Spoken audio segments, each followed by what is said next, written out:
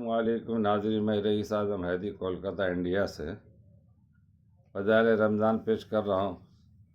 حضور صلی اللہ علیہ وسلم کا ارشاد ہے کہ خود حق تعالی شانہ اور اس کے فرشتے سحری کھانے والوں پر رحمت نازل فرماتے۔ فائدہ: کس قدر اللہ جل جلالہ کا انعام و احسان ہے کہ روزہ کی برکت سے اس سے پہلے کھانے کو، جس کو سحری کہتے ہیں، امت کے لیے ثواب کی چیز بنا دیا، اور اس میں بھی مسلمانوں کو اجر دیا جاتا ہے۔ بہت سی احادیث میں سحر کھانے کی فضیلت اور اجر کا ذکر ہے۔ علامہ عینی نے 17 صحابہ سے اس کی فضیلت کی احادیث نقل کیا اور اس کے مستحب ہونے پر اجتماع نقل کیا۔ بہت سے لوگ قاعدگی کی وجہ سے اس فضیلت سے محروم رہ جاتے ہیں، اور بعض لوگ تراویح پڑھ کر کھانا کھا کر سو جاتے ہیں اور اس کے ثواب سے محروم رہتے ہیں، اس لیے کہ لغت میں سحر اس کھانے کو کہتے ہیں جو صبح کے قریب کھائے، جیسا کہ قاموس نے لکھا ہے۔ بعض نے کہا کہ آدھی رات سے اس کا وقت شروع ہو جاتا ہے۔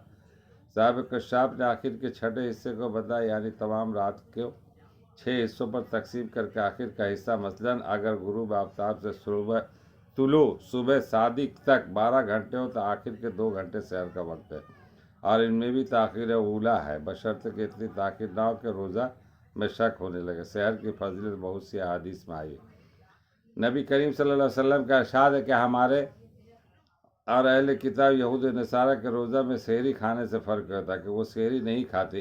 ایک جگہ ارشاد ہے کہ سحری کھایا کرو کہ اس میں برکت ہے۔ ایک جگہ ارشاد ہے کہ 3 چیزوں میں برکت ہے: جماعت میں اور سرید میں اور سحری کھانے میں۔ اس حدیث میں جماعت سے عام مراد نماز کی جماعت ہے، اور ہر وہ کام جس کو مسلمانوں کی جماعت مل کر کرے، اللہ کی مدد اس کے ساتھ فرمائی گئی۔ اور خرید و گوشت میں پکی ہوئی روٹی کہلاتی ہے۔ سرید گوشت میں پکی ہوئی روٹی کہلاتی جو ہے لذیذ کھانا ہوتا ہے۔ تیسرے سحری نبی کریم صلی اللہ علیہ وسلم جب کسی صحابی کو اپنے ساتھ سحر کھلانے کے لیے بلاتے تو ارشاد فرماتے کہ آؤ برکت کا کھانا کھا لو۔